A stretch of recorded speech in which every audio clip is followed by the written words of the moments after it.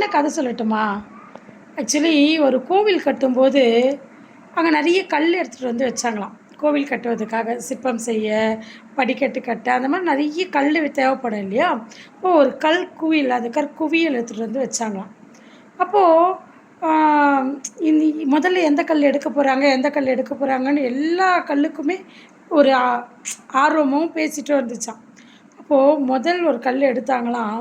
அது எடுத்த உடனே அந்த கல்லுக்கு அப்படியே பெருமிதம் தாங்க முடியலையாம். எல்லா கல்லையும் பார்த்து ஏளனமா சிரிச்சுச்சாம். "பார்த்தீங்களா, ஃபர்ஸ்ட்டு என்ன தான் எடுத்தாங்க" அப்படி சொல்லிட்டு. அந்த கல்ல எடுத்துட்டு போயிட்டு என்ன பண்ணாங்கன்னா, முதல் படிக்கட்டா வச்சாங்களாம். எல்லா ஜனமும் அதில மேலே ஏறி ஏறி போய் தான் அந்த கோவிலே கட்ட ஆரம்பிச்சாங்களாம்.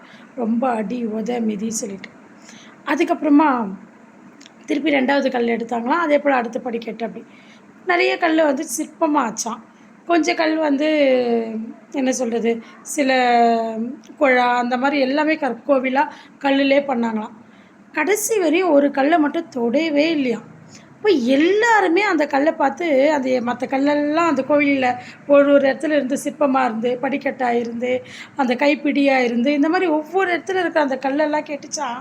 "பாத்தியா, நாங்கலாம் வந்துட்டோம். உன்ன யாருமே தொடவே இல்ல. உன்ன யாருமே வந்து கண்டுக்கவே இல்ல" சொல்ட்டு, அந்த தனியா அந்த கல்ல பார்த்து எல்லாமே கேலி பண்ணுச்சாம்.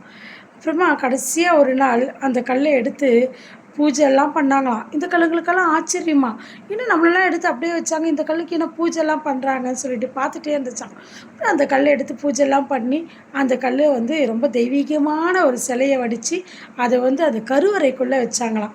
அப்போ பொறுமையா இருந்தா, நம்மளும் வந்து கர்ப்ப கிரகம் அந்த கருவறைக்குள்ள போன சிலை மாதிரி, நம்பளும் அந்த கல்லு மாதிரி பொறுமையா இருந்தா, கண்டிப்பா ஒரு உயரமான இடத்துக்கு போவோம்.